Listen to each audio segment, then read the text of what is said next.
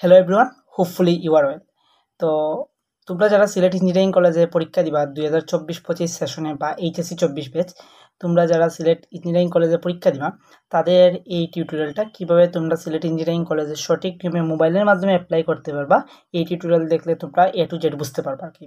তো অনেকেই আছো যে শেষ সময় এসে দোকানে যাইতে পারছো না বা অনেক সমস্যার কারণে দোকানে যাইতে পারছো না। তো এই জিনিসটা কিন্তু চাইলে অবশ্যই আমরা নিজেরাই করতে পারি আর কি। তো দোকানে গিয়ে তো হুদাই তুমি দোকানদারকে কী জন্য তুমি এক্সট্রা 100 টাকা, 150 টাকা বা 200 টাকা চার্জ দিবা, ঠিক আছে? তো এই ভিডিওটা তোমরা যদি দেখো, এই টিউটোরিয়ালটা হোপফুলি তোমরা নিজেরাই মোবাইলের মাধ্যমে করতে পারবা। তার আগে আমি বলে রাখি, তোমাদের এইখানে যে দুইটা জিনিস তোমাদের নিজেদের রাখা লাগবে, সেটা হইলো তোমাদের 300x300 একটা স্ক্যান সুন্দর একটা ছবি থাকতে হবে পাসপোর্ট সাইজের, অর্থাৎ তার রেশিও থাকতে হবে 300x300, আর একটা সিগনেচার থাকতে হবে, সেটা হইলো 300x80। সো এই দুইটা হোপফুলি তোমরা ইউটিউবে অনেক জায়গাতেই তোমরা সোর্স পেয়ে যাবা কীভাবে 300x300 সাইজ রিসাইজ করতে হয়, বা তোমরা যে কোনো আগে যদি করে দেখো তাইলে তো ইটসকে তোমরা এইগুলো জানো। তো আমি ধরে নিলাম তোমাদের কাছে এই দুইটা তোমাদের মানে ইয়েতেই আছে, তোমাদের হাতের নাগালে আছে এই দুইটা। সো তোমাদের কাছে এইটা সেভ আছে। তো এখন আমি দেখাইব ওয়েবসাইটে গিয়ে কীভাবে আমরা অ্যাপ্লাই করবো সঠিক নিয়মে 2024-25 যারা আছি তারা, ঠিক আছে? আর তোমরা টাকাটা কিন্তু চাইলে বিকাশে, রকেটে বা নগদে দিতে পারবা, মোবাইল ব্যাংকিং বা বিভিন্ন ব্যাংকের সাহায্যে দিতে পারবা, কোনো সমস্যা নেই। সেগুলো কিন্তু আমাদের ইয়েতে ছিল, এই যে আমরা সার্কুলার যেটা দিছিলাম সেটাতে ছিল। তো এইটা গেল একটা ওয়ে।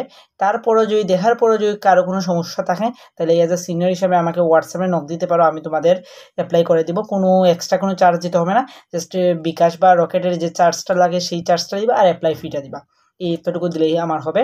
আর যারা আমার এখনো ডিসকাশন গ্রুপে আছে, March 25 ডিসকাশন গ্রুপে, ফ্রি ডিসকাশন গ্রুপে যুক্ত হও নাই, তারা চাইলে যুক্ত হতে পারো।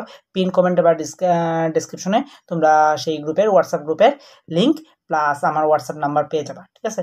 আর চাইলে তোমরা আমার পেইড March 25 কোর্সটাও কিনতে পারো মাত্র 450 টাকা, এবং এর সকল পরীক্ষা টরীক্ষা সব কিছু শুরু হবে আমাদের 13ই এপ্রিল থেকে। তোমরা ডিসক্রিপশনে সেই কোর্সের বিস্তারিত পেয়ে যাবা, বা পিন কমেন্টও সেটা পেয়ে যাবা। তো চলো, এখন আর আমরা অযথা বকবক না করে আমরা আমাদের মূল টিউটোরিয়ালটা শুরু করি।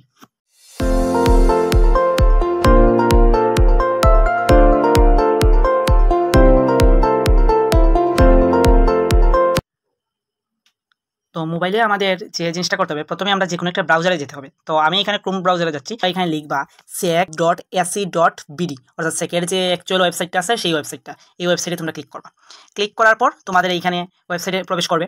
সো এইখানে আসার পর তোমরা যে জিনিসটা করবা, এই যে অনলাইনে আবেদন ভর্তি সংক্রান্ত বা যোগাযোগ যে জিনিসটা আছে, এইখানে যাবা। একটু নিচে স্ক্রলিং করলে কিন্তু তোমরা পেয়ে যাবা। এখানে যাওয়ার পর দেখবা অনলাইনে আবেদন আছে, এখানে তোমরা ক্লিক করবা। অনলাইনে আবেদন ক্লিক করার পর তোমাদের এই যে সাইটে নিয়ে আসবে আর কি।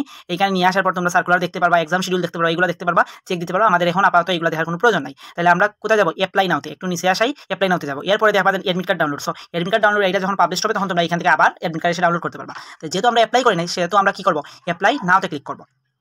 সো অ্যাপ্লাই নাওতে ক্লিক করার পর দেখো এখানে আমাদের কতদিন সময় আছে অ্যাপ্লাই, সেগুলো দেখিয়ে দিচ্ছে। যেহেতু 31 দিনের মতো সময় আছে, অর্থাৎ মের 5 তারিখ পর্যন্ত আমরা অ্যাপ্লাই করতে পারবো। তার মানে আমাদের হাতে একটা ইউজ টাইম আছে অ্যাপ্লাই করার জন্য।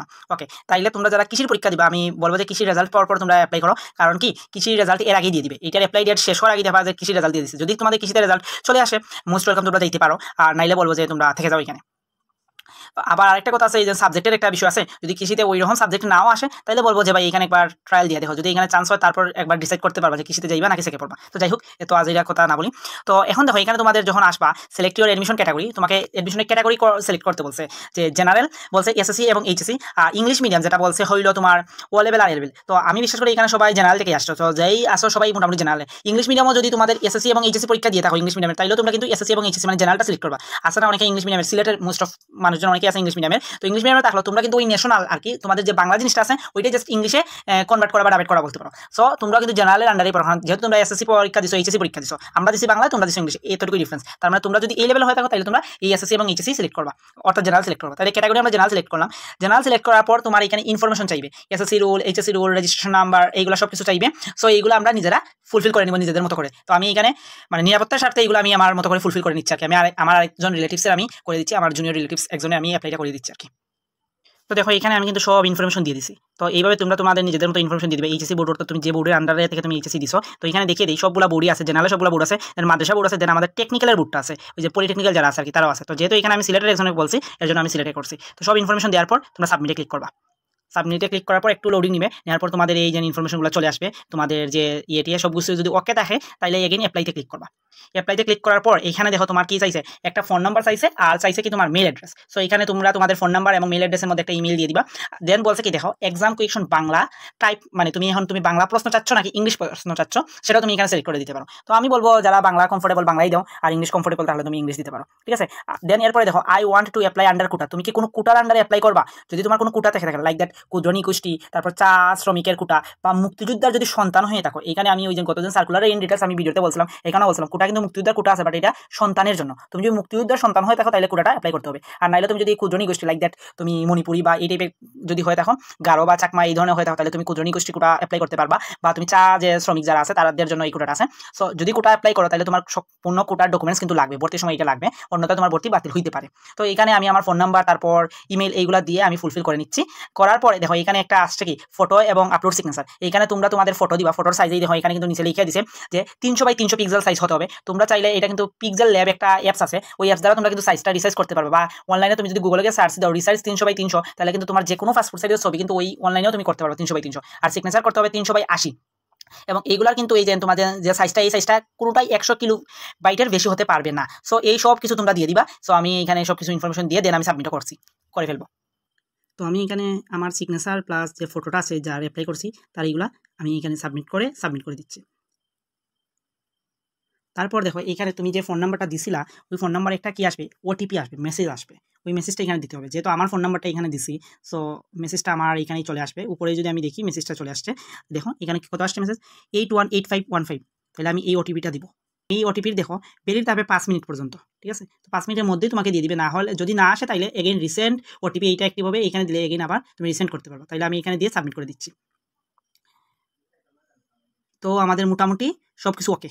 এখন দেখো তোমার এইখানে সব ইনফরমেশন ওকে হওয়ার পর তোমার এখানে আসছে কি পেইড, তারপরে হইলো অ্যাপ্লিকেশন স্টেট পেন্ডিং, তারপরে নট কি আসছে স্পেসিফিক ইম্পর্টেন্ট ডেট। এখানে এখনও কিন্তু কোনো ইম্পর্টেন্ট ডেট নেই, নেই। এখন দেখো তোমার পেমেন্ট যে স্ট্যাটাস এইটা কিন্তু আনপেইড। এখন তোমাকে করতে হবে কি পেমেন্ট। এখন পেমেন্ট কীভাবে করবে দেখো প্রসিড টু পেমেন্ট, এখানে যাও, এখানে ক্লিক করলেই তোমার কিন্তু চলে আসবে। কত টাকা নিবে দেখো 1500 টাকা নিবে।